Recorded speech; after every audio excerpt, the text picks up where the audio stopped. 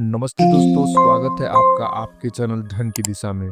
दोस्तों, सेबी ने छोटे और मध्यम उद्यमों एसएमई यानी स्मॉल मीडियम इंटरप्राइजेस की आईपीओ के लिए न्यूनतम आवेदन राशि को बढ़ाने का सुझाव दिया है।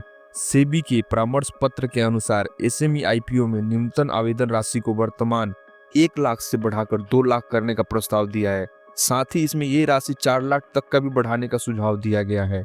दोस्तों, छोटे जो निवेशक होते हैं उसमें उनकी सुरक्षा के लिए कदम उठाने का प्रस्ताव है। सेबी ने कहा है कि एसएमई आईपीओ में फिर खुदरा निवेशक यानी रिटेल निवेशक की भी भागीदारी हाल के वर्ष में बढ़ी है, लेकिन एसएमई आईपीओ में जोखिम का जो स्तर होता है वो बहुत ज़्यादा होता है और लिस्टिंग के बाद बाजार की भावनाओं में बदलाव के कारण छोटे निवेशक फंस जाते हैं।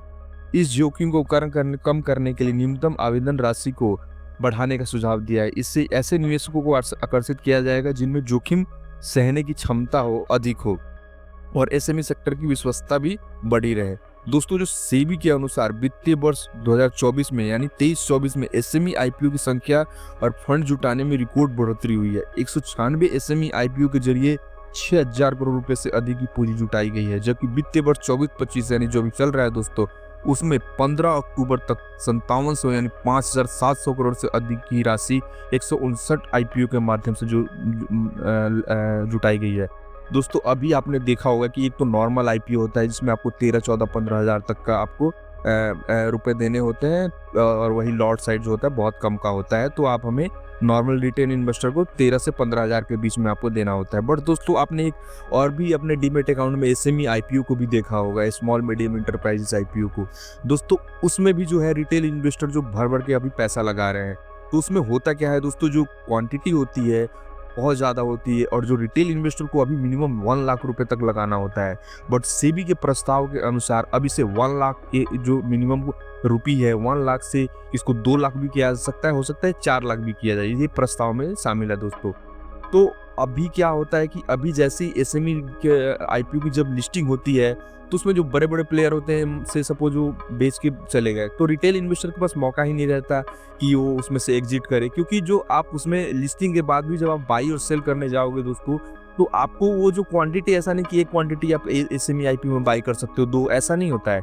जब वो लिस्टिंग होती है तो उसमें आपको बाई करने के लिए भी 200, 400 क्वांटिटी जैसा उसमें डिस्क्राइब होगा वैसे ही उस वे में आपको क्वांटिटी में आपको बाई करना होगा।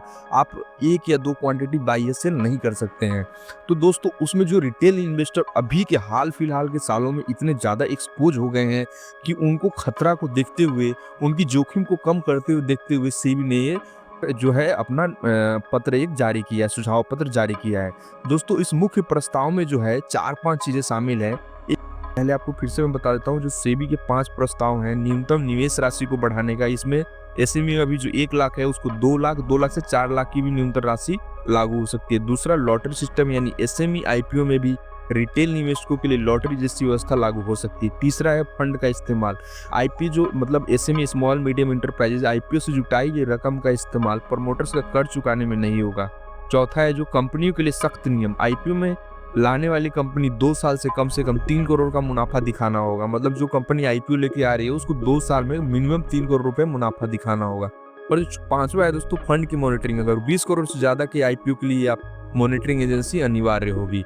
तो ये दोस्तों जो है ये जो है 5 नियम जो है बदलने वाले हैं। इससे क्या होगा कि जो रिटेल इन्वेस्टर हैं उनको खतरा जो है इसमें थोड़ा जो है उनके खतरा को थोड़ा यहाँ पे कम किया जा सकता है, क्योंकि वो बहुत ज़्यादा एसएमई के आईपीओ में भी एक्सपोज हो रहे हैं दोस्तों। इस वीडियो में बस इतना ही, तब तक अपना ध्यान रखिए। जय हिंद।